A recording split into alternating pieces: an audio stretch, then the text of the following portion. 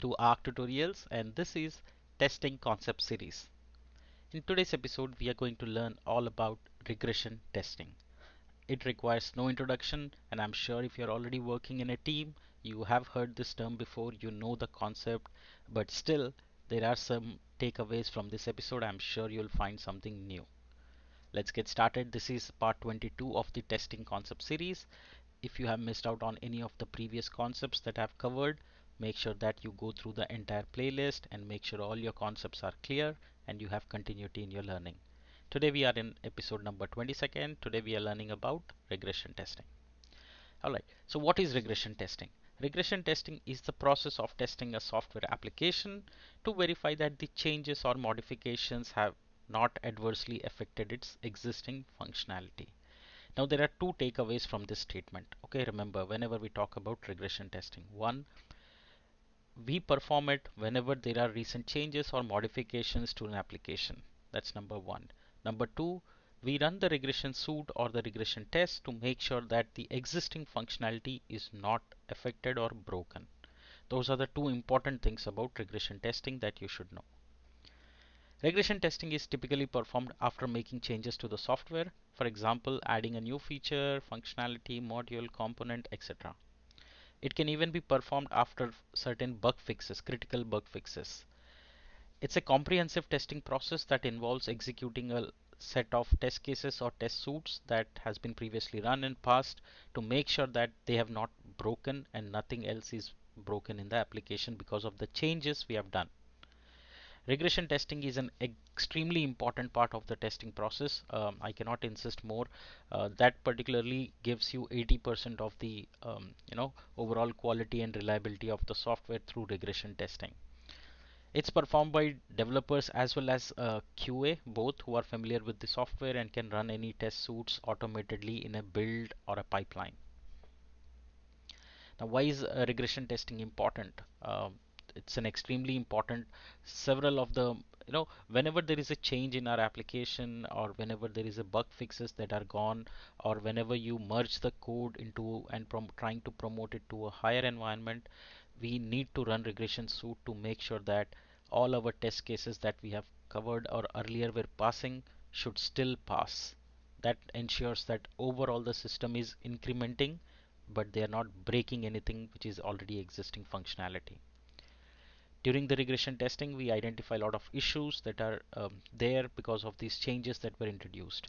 So we catch them even before they are actually going to the next environment.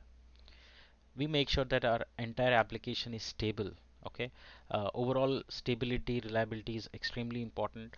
We have to make sure that any changes or any functionality that developer pushes is not breaking any existing features or functionality, and that's why regression testing is very critical and very important.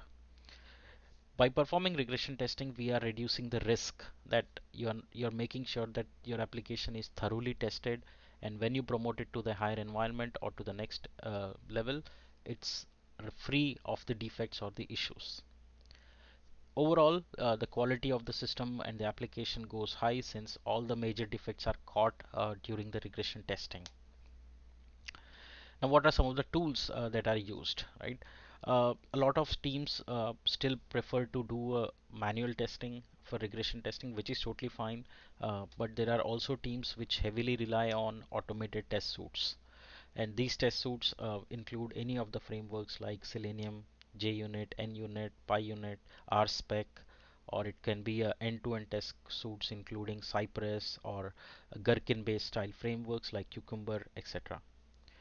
All the management of the regression suites, the test cases, the results, the findings, the insights, the defects are all tracked via Jira or Bugzilla or Mantis or Confluence. So those are some of the leading defect tracking tools. You can also some teams dedicatedly use test management tools like TestLink, Zypher, TestRail, etc. Now, what are the outcomes of regression testing? Right, the first and single most critical piece of information that outcomes of regression testing is whether the test cases are failing or passing. Okay, now this is a predefined set of test cases which were passing earlier in the previous build, and now they have to pass. So yes or no is the answer. Are the test cases passing? Yes or no? Now what happens is certain times when you change the functionality, some use cases may break uh, as part of the requirement, right? So those test cases the QA team will fix. Those scenarios, those use cases, that data may not be valid anymore. In those cases, the QA team will fix the test cases, but overall, making sure that all the test cases are passing is the end goal of regression testing. Like I said, some test cases will fail because of the new changes. So we need to investigate it there. Is it because of the functionality it's broken, or because of the change in the feature or the functionality? So those two we need to verify and take a call. No test cases run. Now, if the regression 2's test suite does not run or does not produce any results, that means the test case data setup or environment or build pipeline was not run, right? So those are the three different combinations of report that regression testing suite comes out. Now, what are some of the advantages? A lot of advantages. I'm sure you all know about it. I'll just do a quick recap for you. It helps to identify and fix any regression issues that were introduced by the recent changes. Regression testing builds helps us in maintaining the stability and reliability of the application. Using regression testing, we can catch new defects or issues that are introduced. Overall quality of the system goes high, and regression testing obviously in a long run helps you reduce the cost and effort by fixing and identifying the issues early on in the process, then going to higher environments and then getting back. So those are some of the advantages that we can talk about when we talk about regression testing. That's it for the concept. I'm sure all of you are aware of regression testing, but still I covered it, keeping in mind that if some of our friends who are absolutely beginners can also take advantage of this knowledge. If you have some thoughts around regression testing, I would love to hear it from you in the comment section. If you like my work and tutorials, please do consider buying me a coffee at buymeacoffee.com/arctutorials. In the next episode, we will learn about load testing. What is load testing? What are the different tools, advantages, disadvantages, outcome, etc. Thank you so much for joining. See you in the next episode.